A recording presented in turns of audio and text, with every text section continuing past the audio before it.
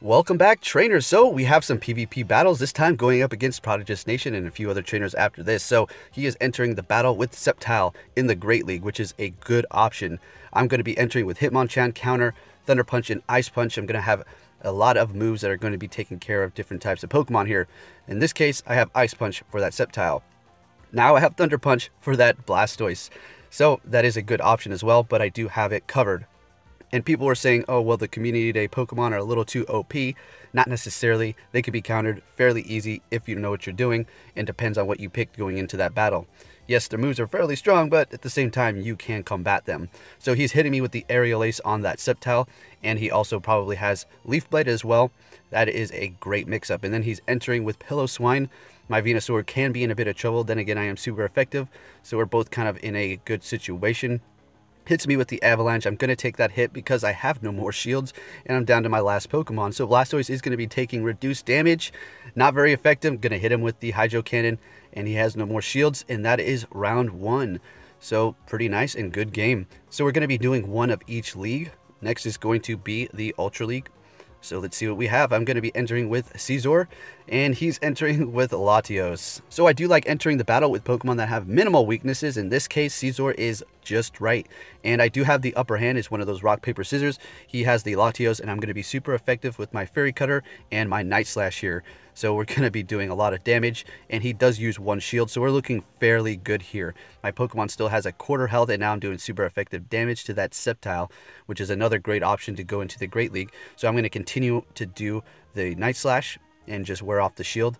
And then we're just going to continue on here. I do have Iron Head just to take care of those rock and ground types and or anything else that was threatening to my Crobat possibly. Maybe an Alolan Golem, for instance. And we're going to be doing massive damage while we don't have to shield whatsoever here. Leaf Blade's not going to be doing much damage whatsoever, and Aerial Ace, same there. Now we're going to go ahead and hit him with the Shadow Ball. Super effective damage, and that is game for the Ultra League.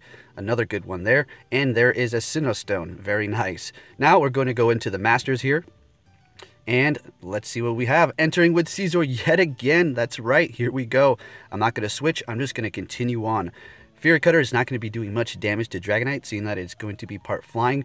But I don't want to waste my switch for him to just bring in something that's going to be super effective to me. Because right now I'm taking reduced damage from those dragon moves, and I'm just going to be able to wear down that Dragonite that could be a potential threat for my team.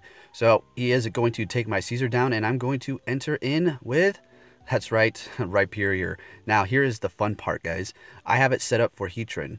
Duh! So there's no Rock Throw on it, and its Stone Edge is gone because, well, I needed it for Heatran. So we're going to make do hitting flying types with ground moves and dragons with water. Alright, so let's continue on. We have a Lugia. Now, at this point, I was thinking, yep, if you would have saw my other Pokemon, it is going to be a Sceptile. So I'm a goner here. So... no point in using that shield. I have no health or charge moves ready to go. And with that Lugia having Sky Attack, the only thing I can do now is just stall away. And that is what I'm going to do. Going to hit it with Aerial Ace and do as much damage as I can to that beast. But he still has a shield. So, yep, rest in peace. I said, hey, Leaf Blade. Why not? Let's just see how much damage it does. Not going to win anyway. And there I go. So, good games, ProdigiesNation. Hopefully we can do more, and next time maybe 2 out of 3 for each round. So now we're going to go into the next round with my friend Kakuza, and let's see what we have. We're in the Great League. Alright, so he has Lantern, and I'm using my trusty Toxicroak, so I will be hitting it with that super effective Mud Bomb. Man, I love this Pokemon. It has so many good typing coverages. Well, at least fighting and ground. Works good. Anyways, so we're going to use our shield because I do want to keep it alive as long as I can. And we have a Victreebel coming in here, so... we can deal neutral damage with this Mud Bomb here, but he does shield up. And with that Poison Jab, it's dealing a decent amount of damage. It's going to be better than fighting in this case because Poison is reduced damage from fighting types. So he does bring in the Alolan Ninetales, and I do have my Crobat out here. I'm going to go ahead and hit it with that Sludge Bomb, seeing it would be super effective and take it out in one hit. I'm pretty sure that it does have Feint Attack on that Alolan Ninetales because I'm not taking that much damage. So yeah, we have our Sludge Bomb ready to go again. We're just going to hold off for just a minute, and we're going to go ahead and hit that Victreebel with the Shadow Ball for neutral damage. And that is game right there. Good game, Kakuza. And we're going to take a look at another one here. So, if you enjoy these battles, please give them a like. I will try to not flood you every single day with PvP battles.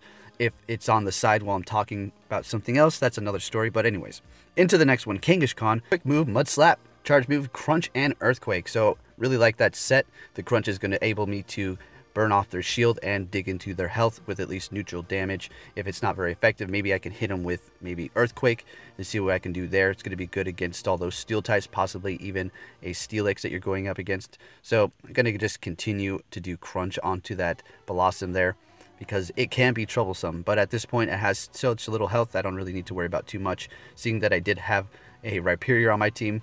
And Crobat is going to take care of any of those grass types anyways.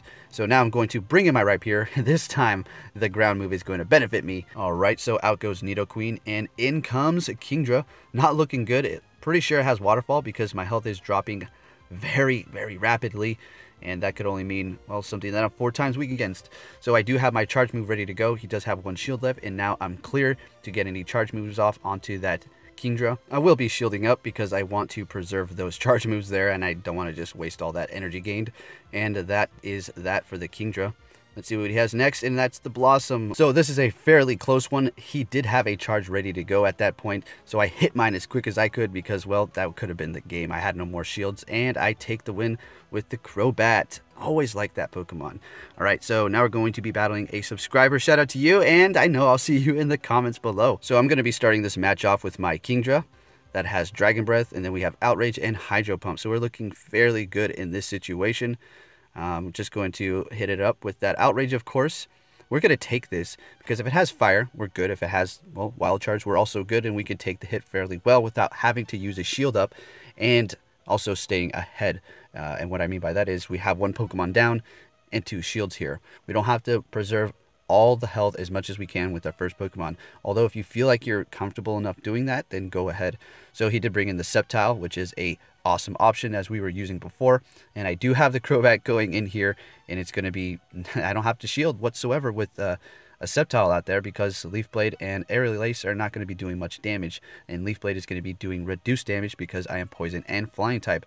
So he does bring out the Armando, and at this point I was thinking, oh, whoops, hit the wrong one, should have done Shadow Ball, would have been neutral damage. And we are going to go ahead and shield up here because I know it does have Rock Blast possibly, but in this case it's using Water Pulse. So now we're going to go ahead and hit it with that Shadow Ball and finishing it off, and that is going to be the first match. Alright, so now let's go ahead and head into the second one here. This is going to be in the Ultra League, alright? I'm starting it off with my Machamp, and he's going in with the Latios. Now, this isn't looking too hot for me. I need to get out of there because it is part Psychic type and also Dragon.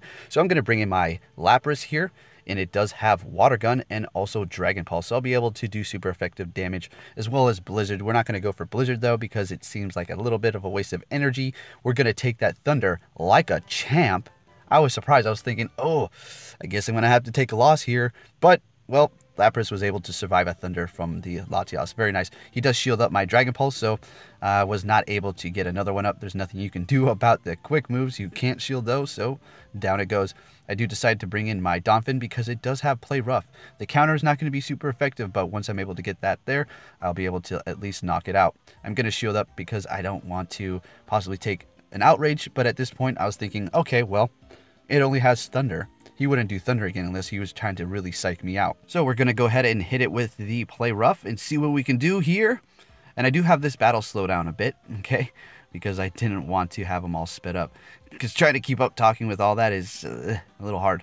Alright, so he did block it, and I'm thinking, well, now what? We'll just take that Thunder. See if we can survive it. We take it quite nicely, and we're able to just go ahead and finish him off with the counter, which is leaving us with 2 charge moves ready to go. Now, at this point, I don't know exactly which one I want to do because, oh, I'm going to die before I'm able to do anything because, you know, you take damage before the Pokemon enters the battle, even if they're tapping the screen.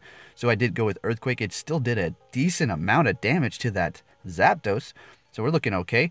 And I do have Machamp. Oh, not looking good. It does have counter for the quick move, so it's not doing super effective damage. I am going to shield up here because I need to preserve as much health as I can see, and I do not know what the last Pokemon is that he has. But I did go for the Dynamic Punch because it was already almost out, and I just wanted to hurry up and finish it before it hit me with another Thunderbolt. Now, there is the surprise. Last Pokemon he has is Mewtwo. Who's going to win it? Who's going to get it? All right, Heavy Slam. How much is this going to do here? It's all on this. Let's see. And bada bing. Not good. So Machamp is going to fall to Mewtwo, and that is a good game. So thank you for watching, trainers, and I'll be catching you all next time.